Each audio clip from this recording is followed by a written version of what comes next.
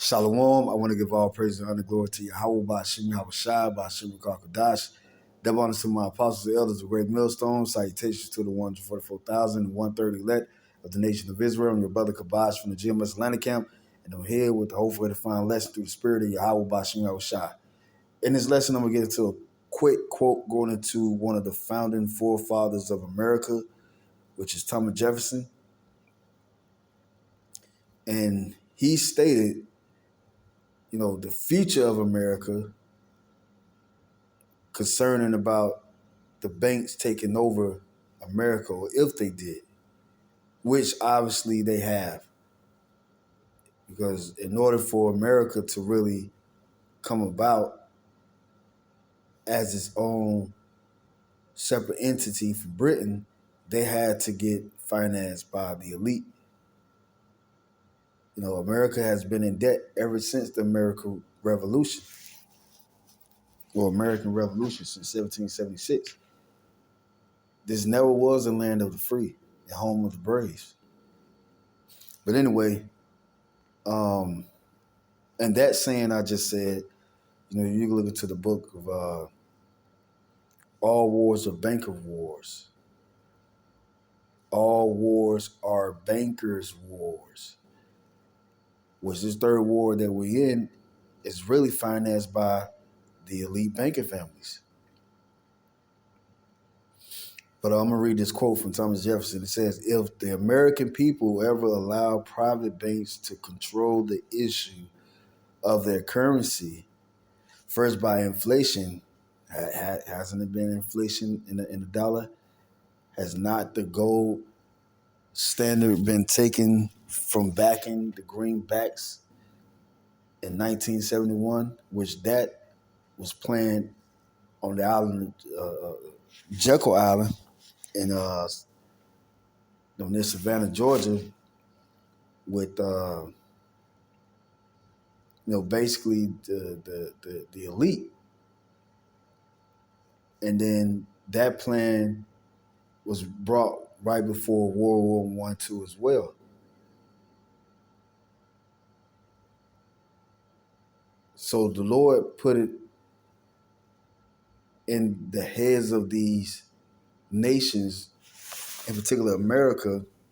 The heads are the elite, which these crackers, they pride themselves in their nation, in their government, but little do they know that their government is against them.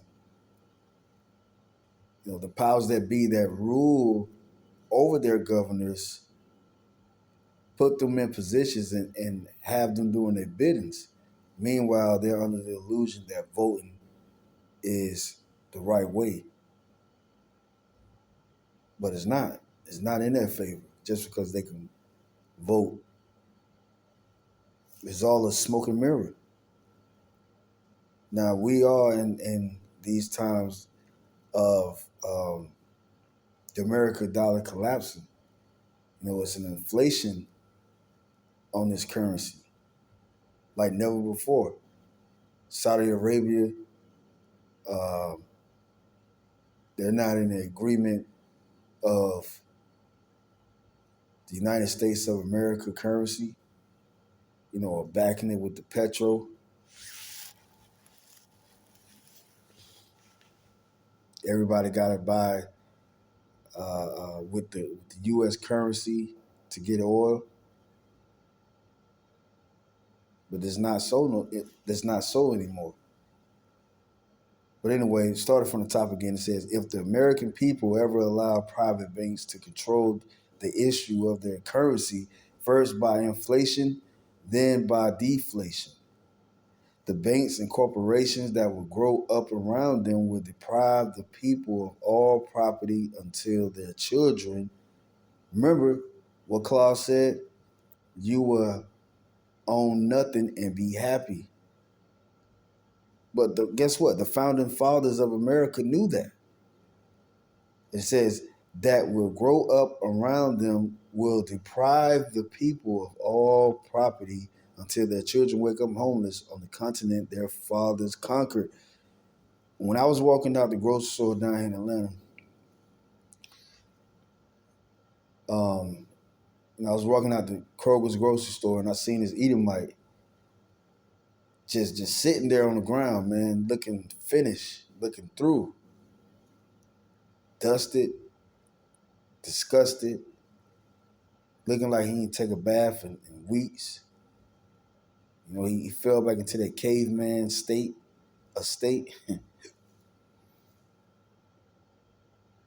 And the first thing came to my head was this quote.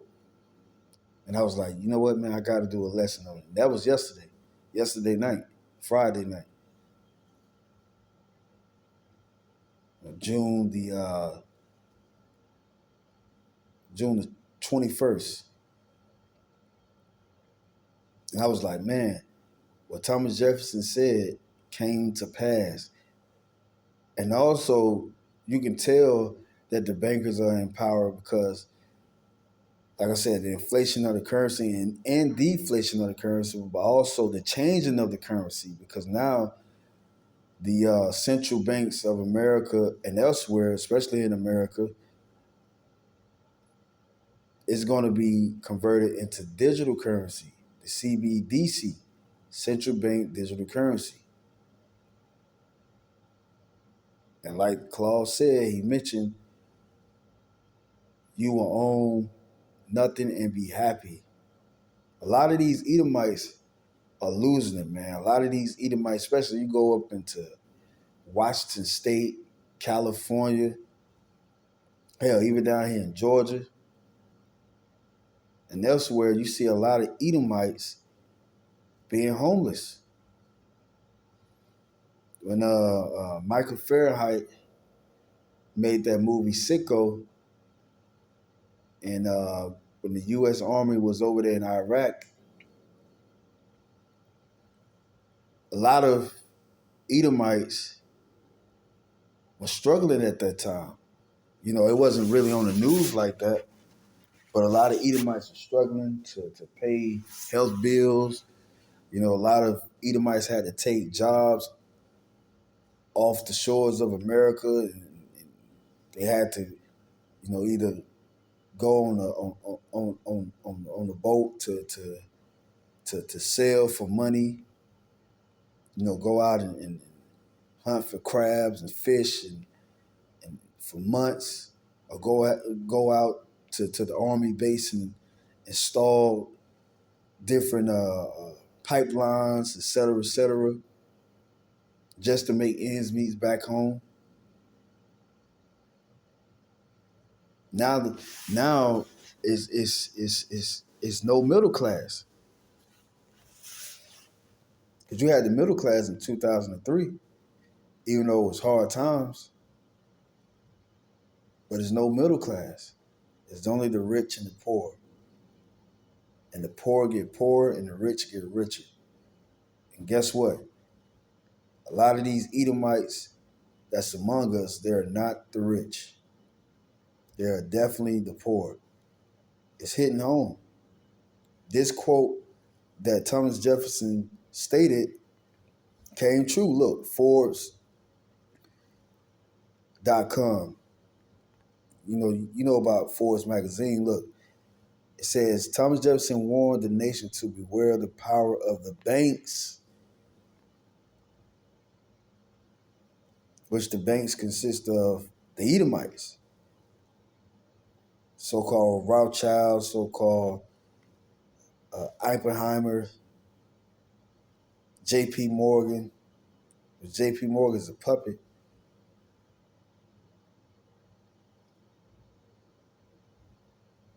Look, I'm going to read from the top. Before there was John Kenneth Galbraith or Joe Stiglitz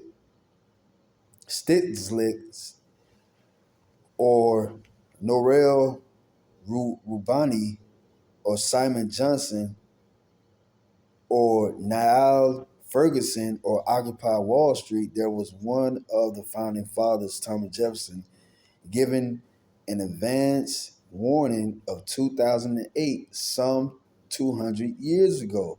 An awesome foreboding it was, too. I believe that banking institutions are more dangerous to our liberties, like it, than standing armies. And it's true.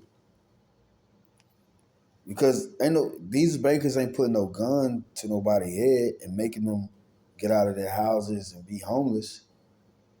They did it by the stroke of a pen. And those that are under them did their biddings. The law, the system, and the people that are set up in those seats, the shift changing of the economy, all of those are spearheaded by the bankers. And they want to overthrow America. They are collapsing and deflating this money. It says right here, if the American people ever allow private banks to control the issue of their currency, see, these people go out to vote for these different presidents, but they don't go to the meat of the matter, or they don't go to the very essence of what this whole system is really about and who really runs it behind the scenes.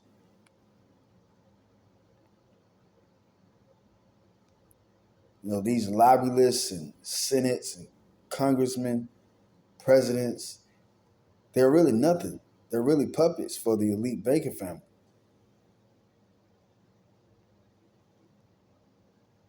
But the American people get disenchanted and they get swayed by whatever the government puts in front of them, especially the media.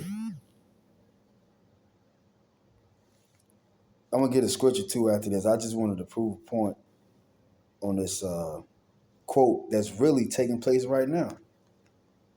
And I just read a paragraph up mentioning about Thomas Jefferson saying that in over 200 years ago,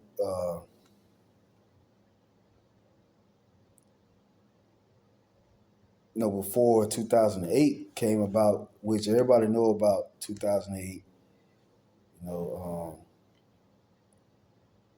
The recession, the bailing outs of these banks and these companies.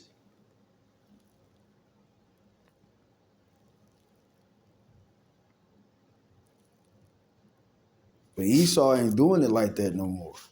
Esau ain't letting the public know nothing. And like I said, Thomas Jefferson quoted that over 200 years ago. And guess what? They came to pass. It says, if the American people ever allow private banks to control the issues of their currency, first by inflation, then by deflation, the banks and corporations that will grow up around these banks will deprive the people of all property until their children wake up homeless on the continent their fathers conquered. And we're seeing that. And I just mentioned Esau is sitting down on the ground, man. Call Allah Yahweh Bashem Shah for that. So right here, I'm gonna get Isaiah 47 first. Then I'm gonna go into the book of Malachi.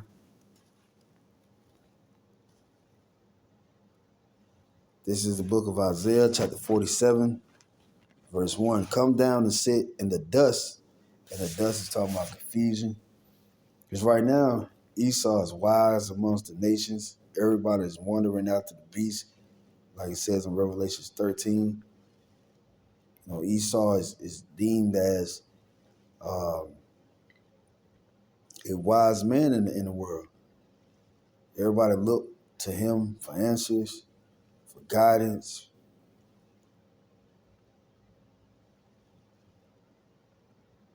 Esau has his government. But Esau is sitting down in the dust. And it's starting with the lesser part of Esau's body. Because the Amalekites are which are the JOOs, They are the head of the body of Esau, the elite. Then you have the rest of the body of Esau, whatever role that they play within their government, and then on down to the regular people, the citizens. That's consist of the body of Edom, which are these so-called white people. And we're seeing through them that Esau's kingdom is going down. It says, "O virgin daughter of Babylon, sit on the ground. There is no throne. He has no throne for you, Esau. O daughter of the Chaldeans, for thou should no more be called tender and delicate." Now, that wasn't talking about Babylon at that time.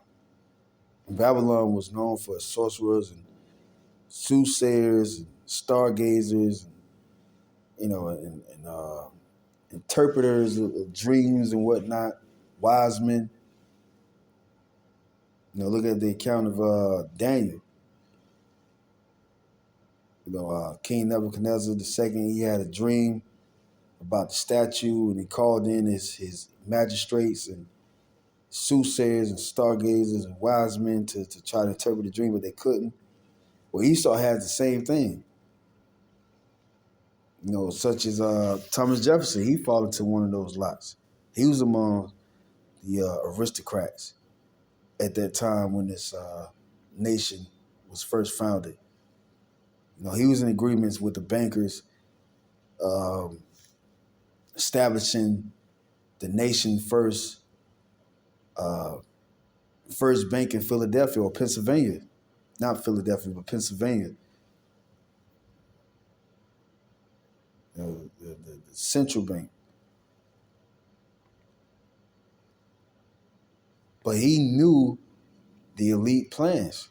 It wasn't in the interest of America prospering, and if it did prosper, it was for their gain. But now they're through with this harlot, just like any prostitute. You meet up with her, you bang her out, then you leave. And the elite really pimped America, which is their harlot, as spoke about in Revelation chapter 17. And it says, "For thou should no more be called tender and delicate." Yeah, because everybody's wandering after the beast. Everybody is in awe of this harlot.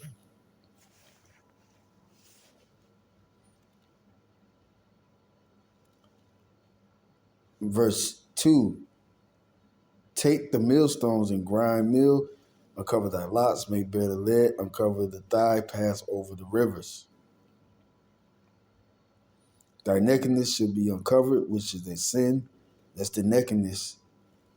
Because Esau is the mother of harlots. And it's not talking about one man. It's talking about their nation. Each and every nation has a government body. They have principality. They have municipality. They have regular citizens, regular people. And Esau's in rulership right now, and how he's running the world is in wickedness, all the way down to the morality of how people conduct their everyday life under his rule. Because it wasn't nothing going down abominable under the rulership of King Solomon or King David.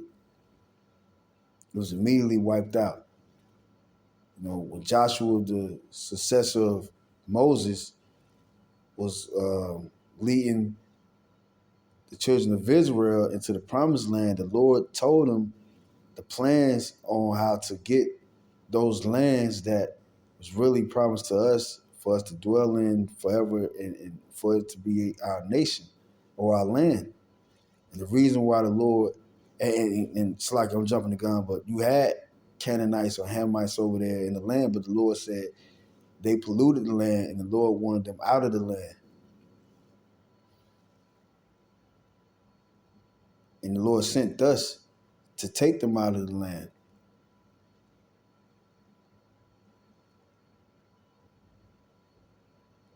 And the Lord has seen enough with Esau and his filthiness. And that's why we out in the highways and byways and we're reproving them. Psalms chapter 50, verse 21 goes into that. I will set them up in order before thy eyes. He said, I will reprove thee and set them up in order before thy eyes. And the Lord is reproving Esau. He's judging Esau. That's why it says in verse 3 right here, thy nakedness, which is the sin, Esau. He murdered, raped, and robbed everybody in the world, especially the people of the Lord, which is us, Israelites, the real Israelites. Thy nakedness should be uncovered, yea, thy shame shall be seen. I will take vengeance, and I will not meet thee as a man. Yeah, the Lord's coming back in its pure form as a God, and particularly Yahweh Shai and all the holy angels. So right here in Malachi chapter 1, verse 4, and it says, whereas Edom hath said, so like I'm going to start from the top again. Malachi chapter 1, verse 4, whereas Edom said, we are impoverished, but we will return and build the desolate places. Thus said the Lord of hosts. And Esau was impoverished. Esau was out of his power after the Roman Empire fell. And then during the time of the Renaissance, the Lord allowed him to come back in power, but that was only because of prophecies. Because the Lord hates Esau. It says that at the top of this chapter, really verse 2. Jacob have I loved, but Esau have I hated. But according to the Lord's prophecies, Esau had to come back into power. And you can link that up also with Revelation chapter 20. It talks about how a Satan should come out of his prison after 1,000 years and deceive the whole earth for a short season. And we're in the end of that short season. There's more to it, but I'm just getting to the point, for you new beginners. But it's history going into that. Satan coming out of his prison after 1,000 years, which Satan is going into the word adversary, which Esau is the adversary of Jacob. He has a perpetual hatred for us. He's the inner counterpartner of Satan on the earth. These are the children of the wicked. That's why the Lord said, I will not meet thee as a man. Because the Lord Yahweh did meet on the earth as a man in the time of the Roman Empire when Esau was ruling. But the Lord is not coming back as a man, just like he did over 2,000 years ago, and they put him on the cross. And also, Yahweh Shai was not a Roman citizen, by the way, which a lot of these Christians think, the Lord probably came out of the stock of the Rome, which he's not a part of the Caesar bloodline. He's not a part of those so-called white people that ruled back then, Nero and Tiberius, Pontius Pilate. No, because only one of the processes of elimination is only if it's like, how can I word this? If you wasn't a Roman citizen, then you were bound to be hung up on a cross for punishment. Because a Roman citizen was not meat, or if you was a Roman citizen, you couldn't be crucified on a cross. If you was a Roman citizen, they didn't allow you to get that type of punishment. But obviously, Yahushua was an Israelite. He was a Hebrew Israelite out of the stock of Judah, out of the tribe of Judah. Matthew chapter 1 goes to that. So they go to show you that he wasn't a Roman citizen, by the way. But he died that way, but he's coming back. And it says, whereas Edom said, we are impoverished, but we will return. And they did. This is the kingdom that we're currently living in right now. But we will return and build the desolate places. Thus said the Lord of hosts, they should build, but I will throw down. The Lord is throwing down. I just mentioned that quote with Thomas Jefferson. Their own heads is causing them to be brought to hell, which is a evil condition played out on earth. When I saw the Edomite sitting on the ground outside of Kroger's, as soon as I went outside, it's like we instantly locked eyes.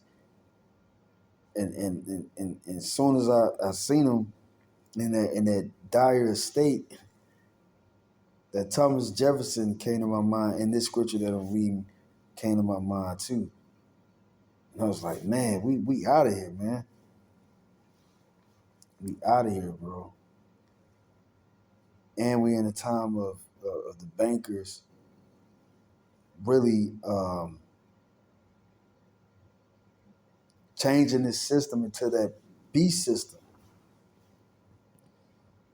So everybody gonna have to take this digital mark in order to buy, sell.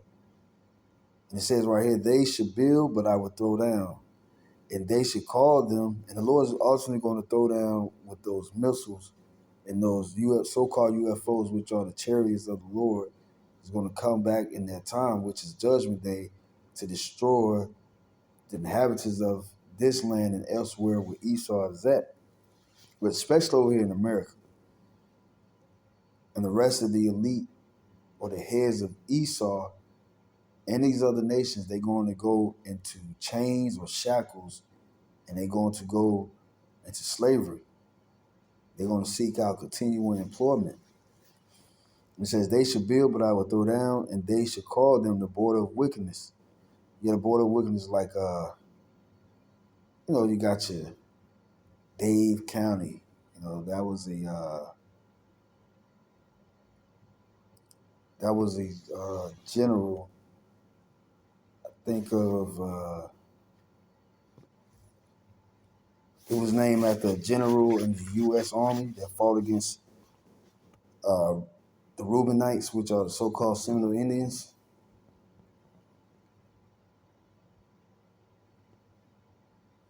Down in Florida, everybody love to scream Dade County and all that, but don't even know that name goes back to Esau, which went against their ancestors.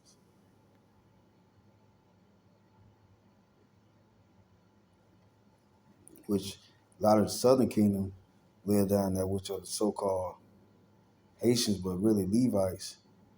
But you got, the Northern Kingdom down there still too. But the border of wickedness is also, these different presidents that went up against our forefathers at that time. That's what that means, the border of wickedness. Andrew Jackson, George Washington. These streets are named after them, man. And they went against our forefathers, Ponce de Leon, and the list goes on. Abraham Lincoln. They did wicked against our people, and they are the children of the wicked. That's why it says right here, and they should call them the border of wickedness, the people against whom the Lord hath indignation forever, meaning righteous anger forever. And the Lord, he's definitely going to put you in your place, Esau. He already has you reserved for destruction.